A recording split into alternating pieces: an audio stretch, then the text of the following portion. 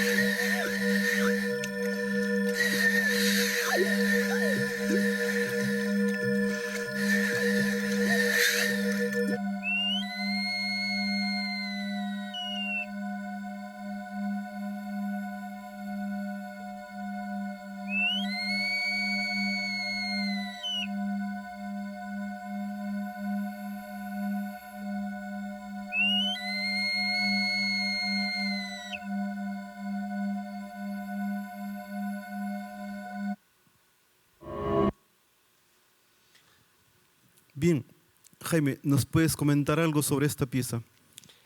Sí, claro. Es, como mencionabas, un ciclo de piezas eh, y que parten de la curiosidad básica de sentir que siempre que estamos parados sobre la tierra, en el Perú y en general en los países de América que fueron colonias, estás parado sobre un pasado eh, que, que resulta ajeno hasta cierto punto porque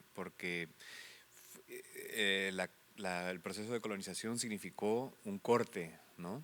Ujú. Y entonces este abrir la tierra, sacar objetos, que en estos casos son instrumentos musicales, que, o objetos sonoros, dependiendo a quién le preguntes, eh, te genera una serie de posibilidades, ¿no? De Ujú. exploración, de experimentación sonora, para tratar de descifrar o experimentar con las posibilidades sonoras que existieron hace 500, 600 años, ¿no?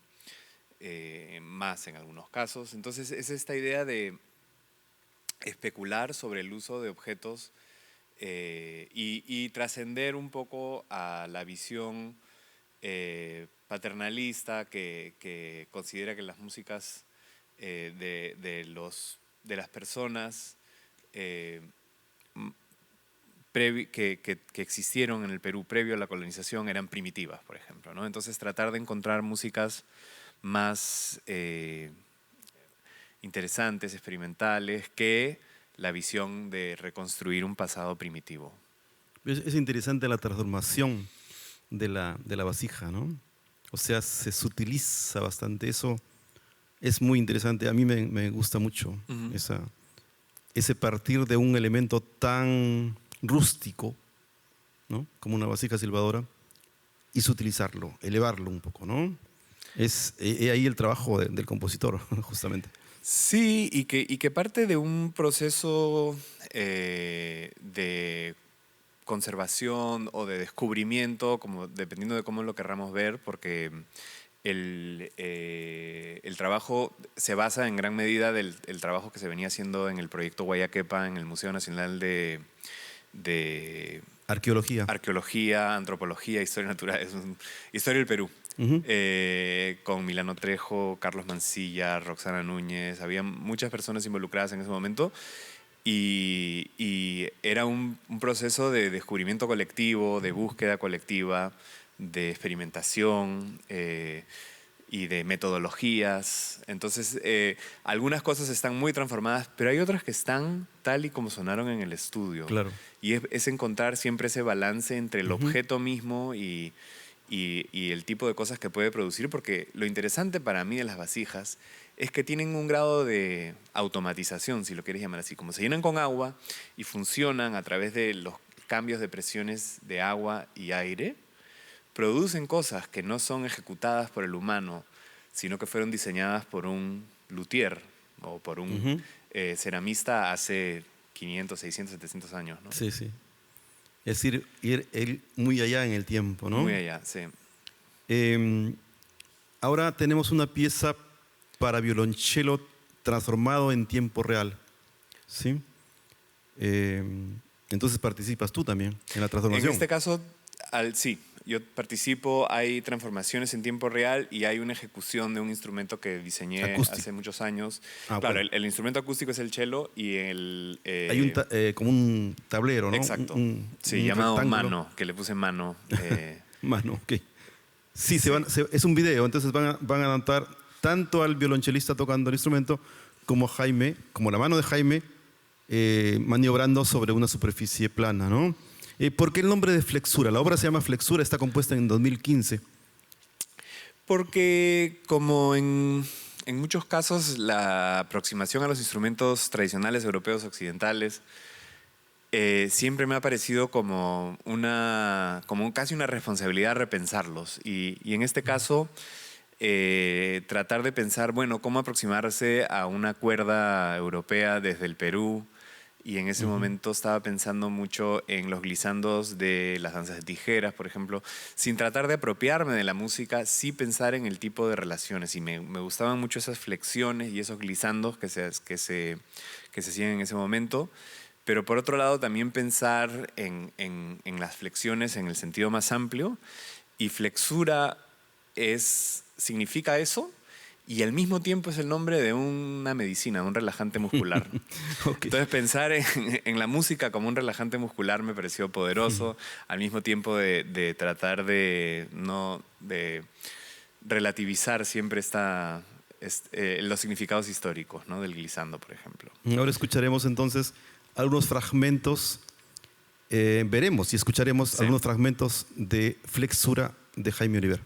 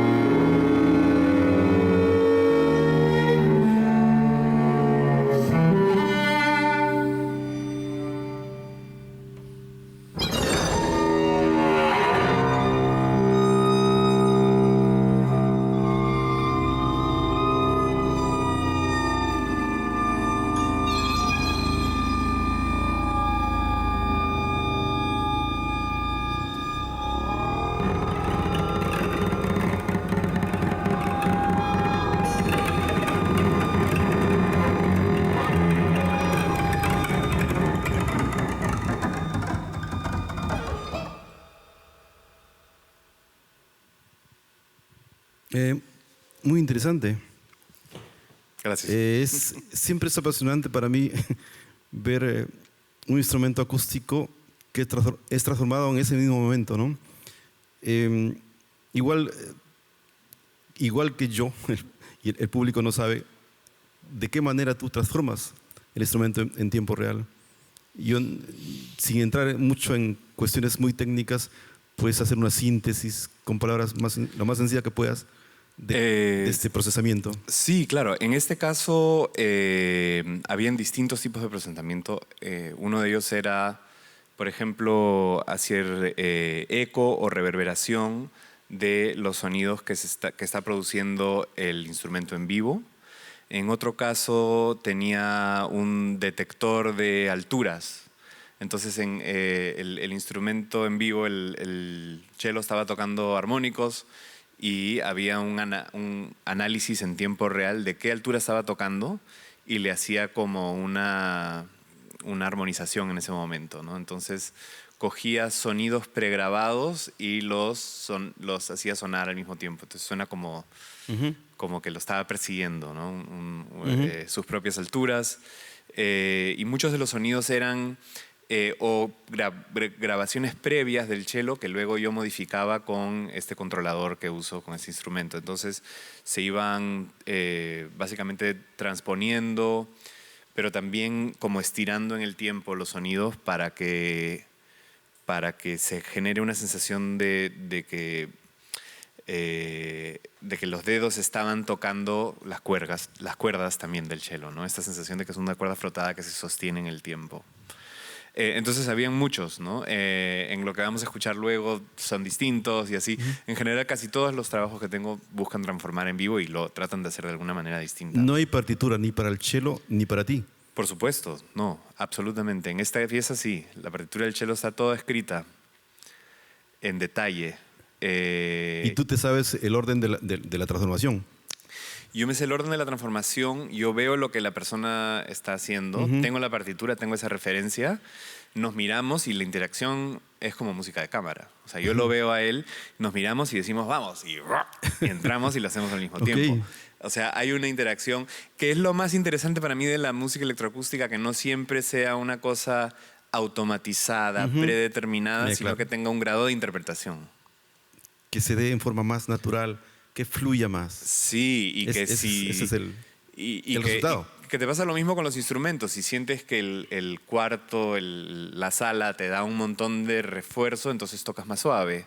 Y si necesitas llenarla un poco más, tocas más fuerte. Y si te gusta mucho cómo suena en un lugar, pues esa sección te sale más larga y otras secciones te salen más cortas. Sí. La siguiente, o los siguientes 3 fragmentos son de la obra O1C. Ajá. Es compuesta entre el 2016 y 2017 para percusión, un solo percusionista y medios electrónicos. Sí. En este caso yo la escuché un poco. Muchas veces la electrónica actúa como prolongación de los ataques de la percusión, ¿no es cierto? Sí, incluso hay varias cosas, ¿no?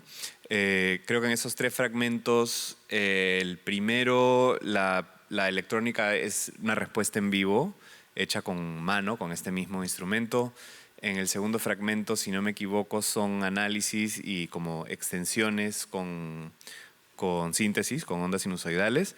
Y en el último, creo que no hay nada de procesamiento, por ejemplo. Bien, veamos los fragmentos de O1C. Sí.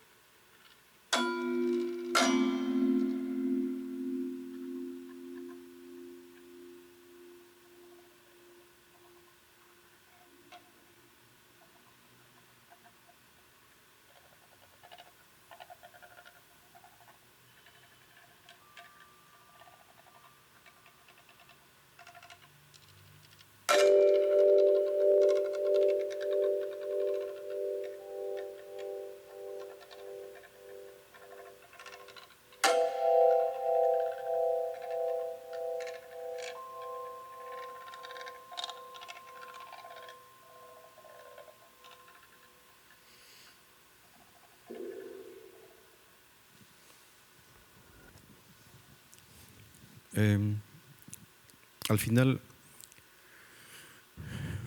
juegas sobre el asunto del ataque y la resonancia, ¿no? Y la prolongación. Sí.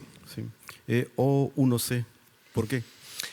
En este caso fue una colaboración con un percusionista español y le dije, muéstrame objetos para, para trabajar. ¿Qué instrumentos quieres trabajar? Porque con percusión siempre el instrumento es muy incierto. Y me sacó un cajón español y me pareció muy curioso porque al final el cajón es cubano o africano vía Cuba y aparece acá, aparece luego en España. Y yo justo en ese momento estaba haciendo una investigación sobre el compositor cubano Amadeo Roldán de inicios del siglo XX y cómo Edgar Varés coge algunos instrumentos cubanos y los mete en ionización y cosas así. Y la idea de que los instrumentos se pueden apropiar muy fácilmente, pero las personas no. Para hacer esta pieza necesitaba 2 visas, la O1, que era mi visa en Estados Unidos, y la visa C para poder ir a trabajar al festival en España. O1C.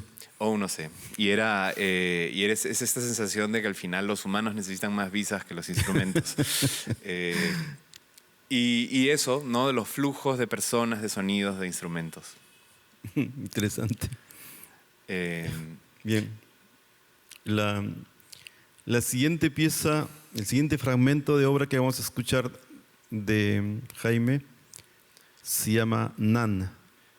Y yo creo que Nan es not a number. Correcto.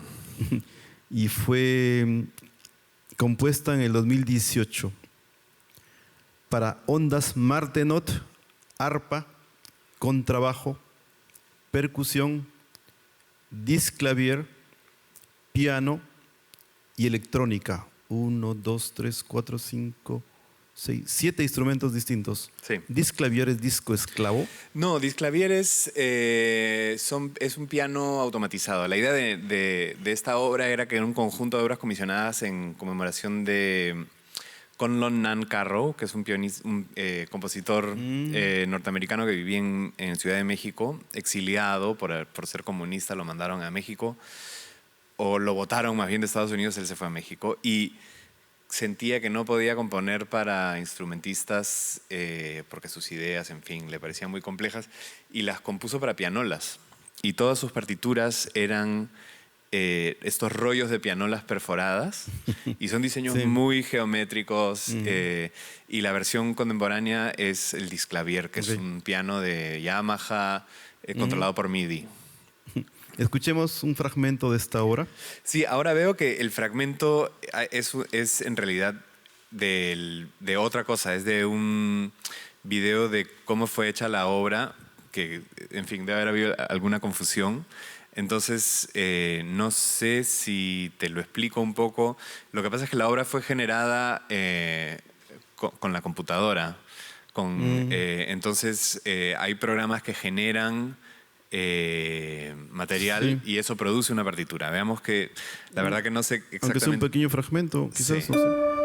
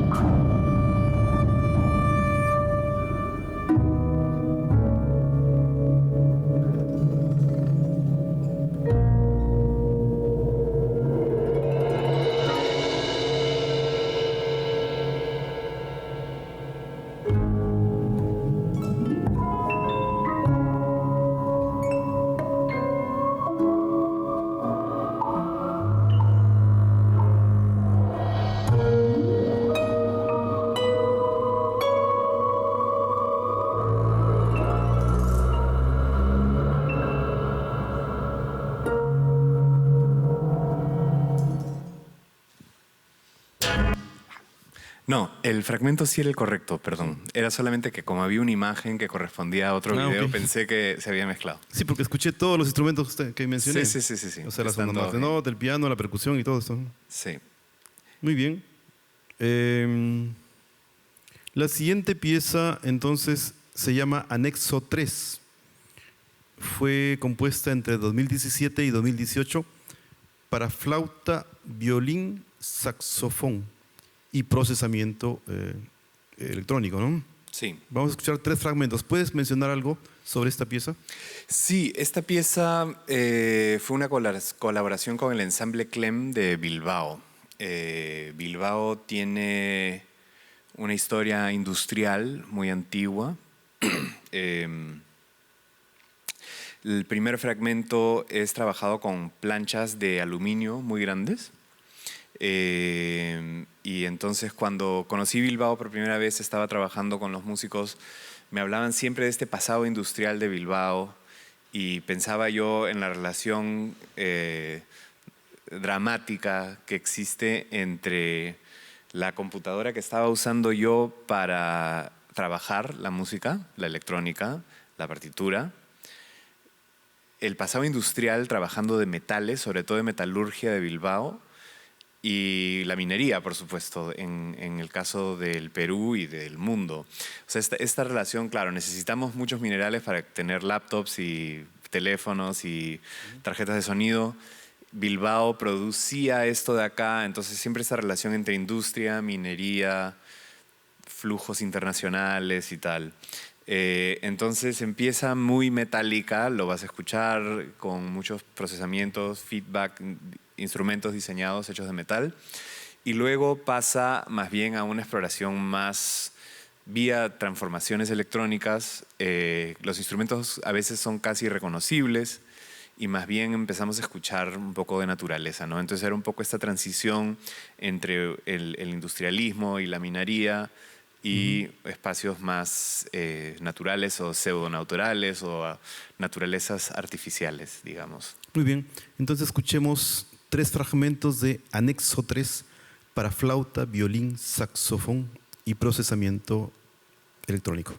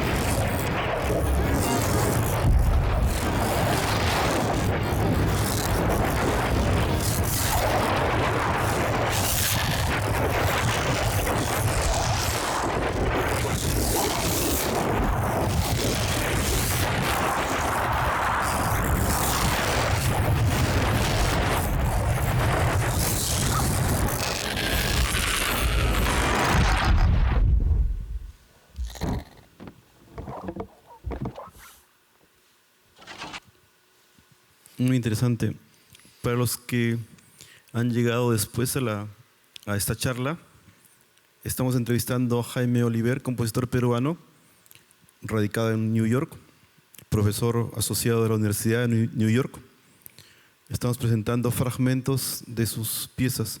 Él está actualmente en Lima, de vacaciones, y lo hemos invitado a hacer un taller de Pure Data intermedio. Podría haber sido otro tema, elegimos ese tema para aprovechar varias cosas en base a esta aplicación, a este programa que existe, ¿no? Y que es gratuito, por supuesto. Hemos tenido también casi paralelamente, o un poco antes, otro taller, digamos, virtual con otro compositor peruano, Juan Arroyo, sobre el programa Max.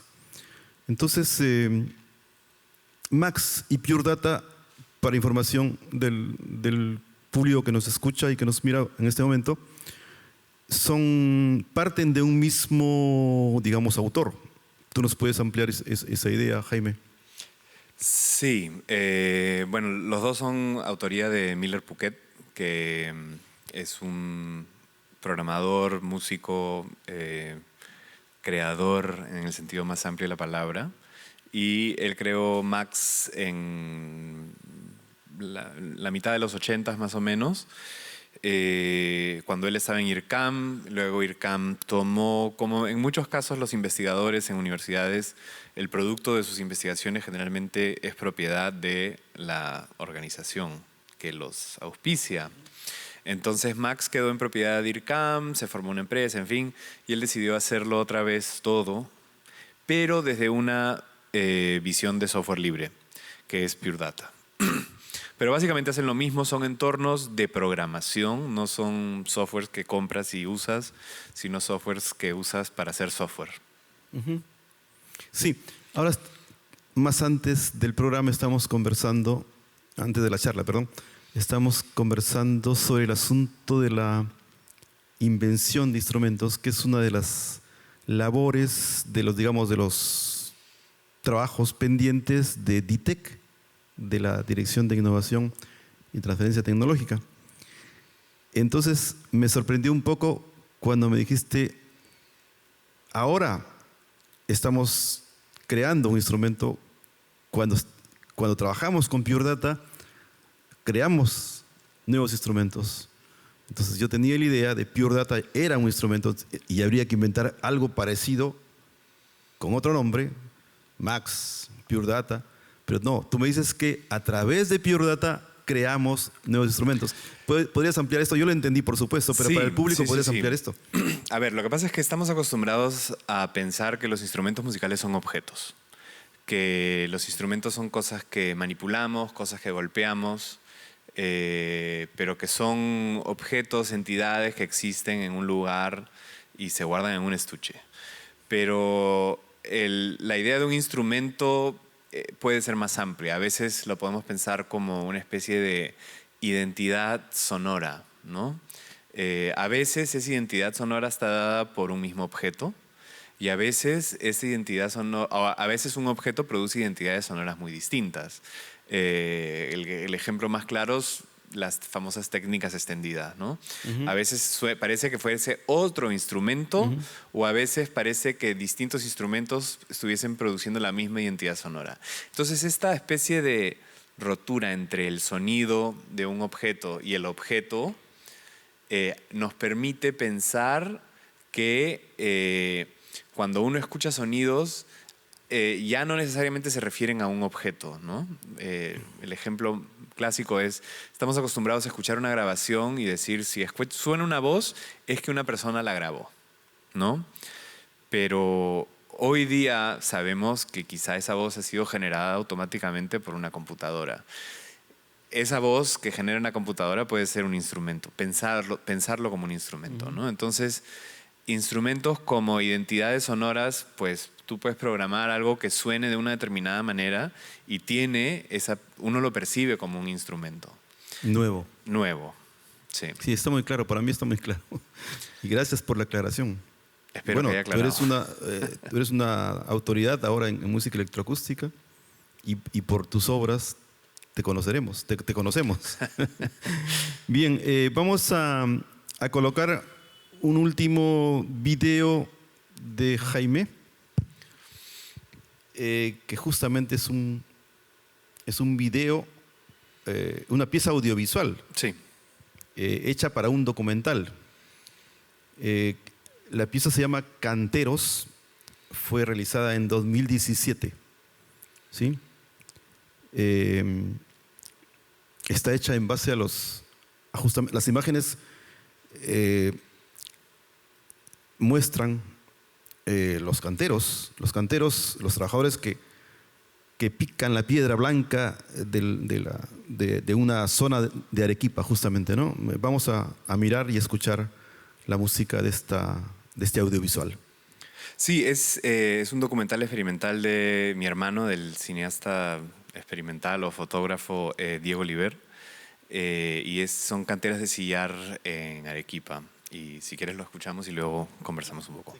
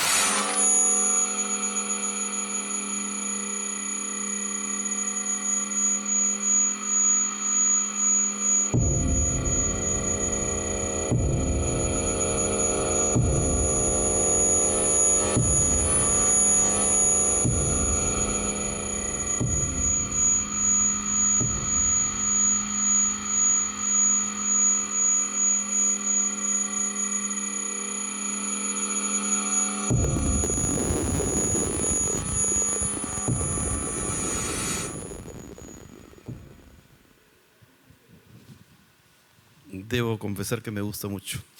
Sí, el contraste, el manejo del contraste, esa es composición. La coincidencia del golpe, ¿no? Sí. De este fierro con el sonido. Eh, ¿Cómo has hecho el sonido? Todo parte de una sola muestra que es de un cantero golpeando la piedra. Y dependiendo de cómo la escuchas, puedes enfatizar la vibración del metal. Después de golpear la piedra, produce una vibración que se escucha, que es metálica.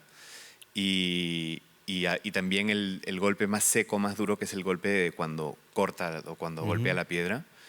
Y parte de la idea, si ves estas canteras, son inmensos cañones, pero no son cañones formados naturalmente. Esas canteras tienen 500 años de golpes. Son canteras hechas por humanos, son inmensos cañones larguísimos hechos por humanos golpe a golpe. Durante años. Durante siglos. Y la idea en este caso era, cada vez que tú ves una de estas inmensas paredes, pues han sido labradas manualmente. Y claro, el cañón, la arquitectura que resulta es producto de la necesidad de sacar la piedra. Aleatoria. Yo no sé qué tan aleatoria, pero sí hay algo claro, quieres sacar la piedra y acá hay piedra, entonces vas cortando y se va formando un cañón. Pero claro, no fue un diseño previo, no sé si corresponde a algún estudio, pero definitivamente hay criterios y saberes que se van aplicando. Pero la idea es, para ver todo esto, pues se han tenido que golpear millones de veces. ¿Cuánto dura la pieza? La pieza dura 20 minutos y... Hemos escuchado 2 o 3. Un pequeño fragmento. Sí.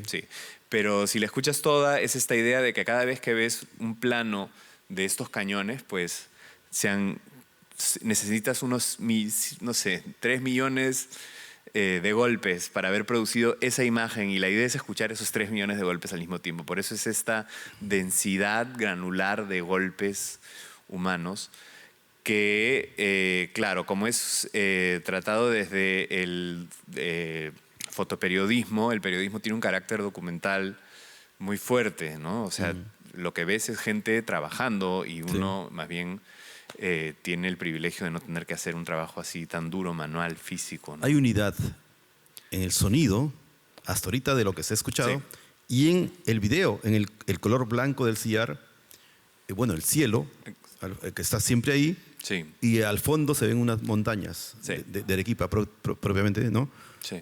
Es muy interesante, ¿no? Sí, y parte de la idea de Michel Chion, es un compositor francés. Lo conozco, sí.